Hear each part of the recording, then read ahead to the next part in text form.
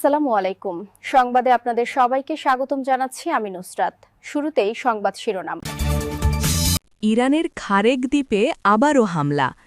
ইরানের রেল সেতুতে ইসরায়েলি হামলায় নিহত 2। ইরান যুদ্ধে ঈশ্বর আমাদের সঙ্গে আছেন, বলেন ট্রাম্প। ইরানের বৃহত্তম পেট্রোকেমিক্যাল কারখানা ধ্বংসের দাবি ইসরায়েলের। দর্শক, এতক্ষণ শুনছিলেন সংবাদ শিরোনাম। এখন বিস্তারিত।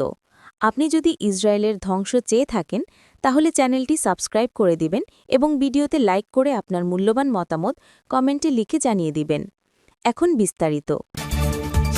পারস্য উপসাগরে অবস্থিত ইরানের প্রধান তেল কেন্দ্র খার্গ দ্বীপে ভয়াবহ এক হামলার খবর পাওয়া গেছে। প্রাথমিকভাবে জানা যায়, এই কৌশলগত গুরুত্বপূর্ণ দ্বীপে আঘাত হানা হয়েছে, যা নিশ্চিত হলে চলমান সংঘাতের ইতিহাসে একটি বড় ধরনের মোড় পরিবর্তনকারী ঘটনা হিসেবে বিবেচিত হবে। এর আগেও বিভিন্ন সময়ে খার্গ দ্বীপে হামলার ঘটনা ঘটেছে, তবে সেগুলো ছিল মূলত দ্বীপটির সামরিক স্থাপনা কেন্দ্রিক।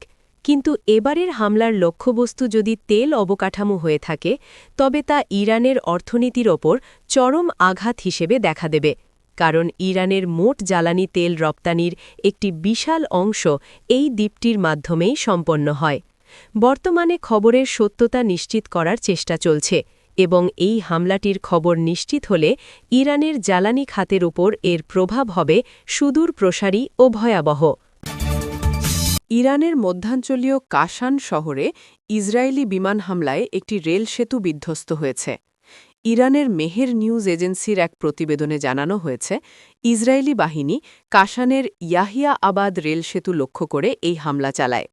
ইস্পাহানের ডেপুটি গভর্নরের বরাত দিয়ে সংবাদ সংস্থাটি জানিয়েছে, এই হামলায় অন্তত 2 জন নিহত হয়েছেন। হামলাটির আগে ইসরায়েলি সামরিক বাহিনীর পক্ষ থেকে একটি বিশেষ সতর্কতা জারি করা হয়েছিল। সেই সতর্কবার্তায় ইরানি নাগরিকদের নিরাপত্তার স্বার্থে স্থানীয় সময় রাত 9টা জিএমটি 17:30 পর্যন্ত ট্রেন ব্যবহার না করার জন্য পরামর্শ দেওয়া হয়। তবে সেই সময়সীমা শেষ হওয়ার আগেই এই গুরুত্বপূর্ণ অবকাঠামোতে আঘাত হানা হল। এই হামলার ফলে ওই অঞ্চলের রেল যোগাযোগ ব্যবস্থা মারাত্মকভাবে ক্ষতিগ্রস্ত হয়েছে এবং জনমনে নতুন করে আতঙ্ক ছড়িয়ে পড়েছে। মার্কিন প্রেসিডেন্ট ডোনাল্ড ট্রাম্প ইরান যুদ্ধ নিয়ে এক চাঞ্চল্যকর মন্তব্য করেছেন। হোয়াইট হাউসে সাংবাদিকদের সঙ্গে আলাপকালে তিনি বলেন, সৃষ্টিকর্তা ব্যক্তিগতভাবে কোনো সংঘাত বা যুদ্ধ পছন্দ না করলেও চলমান ইরান যুদ্ধে তিনি আমেরিকার পাশেই আছেন। ট্রাম্প জোর দিয়ে বলেন, ঈশ্বর ভালো এবং তিনি চান মানুষের যত্ন নেওয়া হোক, আর সেই জায়গা থেকেই তিনি মার্কিন সামরিক পদক্ষেপকে সমর্থন করছেন বলে ট্রাম্প বিশ্বাস করেন। ওয়াল স্ট্রিট জার্নাল জানায়, ট্রাম্প এমন এক সময়ে এই মন্তব্য করলেন যখন ইরান ও যুক্তরাষ্ট্রের মধ্যে উত্তেজনা চরম পর্যায়ে পৌঁছেছে। সম্প্রতি ইস্টার পরবর্তী এক সংবাদ সম্মেলনে তিনি মার্কিন সামরিক শক্তির প্রশংসা করে একে অন্যতম সেরা সামরিক সময় হিসেবে অভিহিত করেন। তিনি দাবি করেন, যদিও যুদ্ধ কোনো সুখকর বিষয় নয় এবং তিনি নিজে বা ঈশ্বর কেউই বর্তমান পরিস্থিতি নিয়ে আনন্দিত নন, তবুও বৃহত্তর স্বার্থে এবং জনগণের নিরাপত্তার খাতিরে মার্কিন অবস্থান সঠিক। উল্লেখ্য, গত 24 ফেব্রুয়ারি যুদ্ধ শুরু হওয়ার পর থেকে দুই দেশের মধ্যে রক্তক্ষয়ী সংঘাত চলছে। ট্রাম্প এর আগে হুঁশিয়ারি দিয়েছিলেন, ইরান যদি তাদের দাবি না মানে তবে দেশটির বিদ্যুৎ কেন্দ্র ও অবকাঠামো ধ্বংস করে দেওয়া হবে। আন্তর্জাতিক মহলে এই ধরনের মন্তব্য নিয়ে বিতর্ক সৃষ্টি হলেও ট্রাম্প তার অবস্থানে অনড় রয়েছেন এবং যুদ্ধের এই কঠিন সময়ে ধর্মীয় অনুষঙ্গ টেনে এনে মার্কিন জনগণের সমর্থন আদায়ের চেষ্টা করছেন বলে ট্রাম্প বিশ্বাস করেন।